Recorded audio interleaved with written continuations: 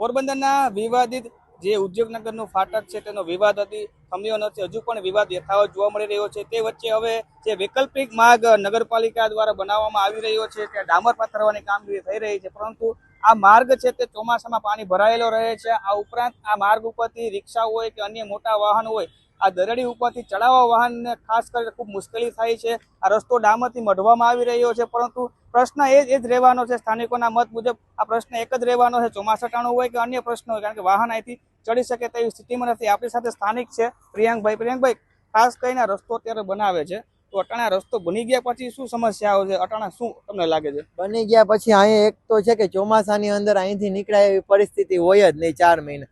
તો 4 મહિના પબ્લિકને 4 કિલોમીટરનો પુલ કાપીને જવું પડે, બરાબર ને? પછી આપણે અહીંથી આમ આવીએ તો આ ઢાળિયું એટલું બધું છે કે સામે શું વાહન આવતા હોય દેખાય જ નહીં આપણે. એટલે મેન છે ને આ એક્સિડન્ટ ઝોન જ છે. અહીંથી કમલા જવું હોય માણસોને તો અહીંથી રોંગ સાઈડમાં જ જવાનું છે ને 100% એક્સિડન્ટ થવાના છે.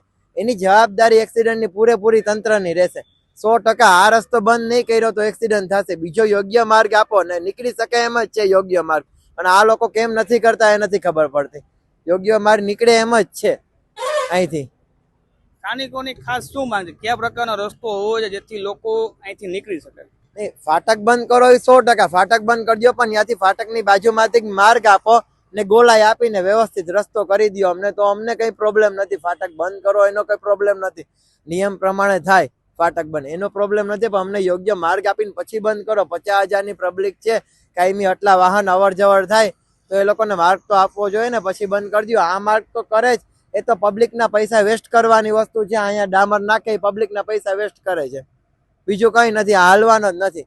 આ માર્ગ તો બંધ જ કરી દો, એક્સિડન્ટ ઝોન છે આ.